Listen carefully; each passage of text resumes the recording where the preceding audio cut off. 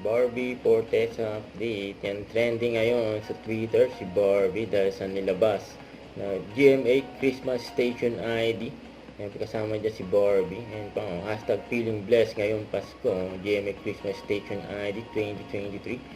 Yan pang outfit ni Ngayong Barbie. Pasko, feeling blessed dapat tayong lahat. Kaya dapat share the blessings din. Mga kapuso, sabay-sabay natin panoorin ang 2023 Available na yan GMA sa Christmas YouTube channel Station ng ID. GMA Network. Yan pang sumayaw pa nga si Barbie. Oh. Sa kanilang mabilis na first aid, na-save nila ang buhay Nanay Bahia. Merry Christmas, mga kapuso! Merry Christmas, mga kapuso! Ang binati rin ni Barbie, ang kanyang stylist, glam team, ng happy birthday.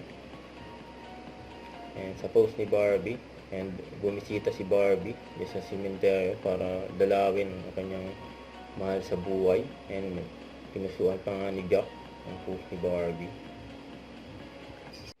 Huwag kalimutan mag-subscribe, click on notification bell para lang updated po on which reaction vlog. Bye guys, thank you for watching.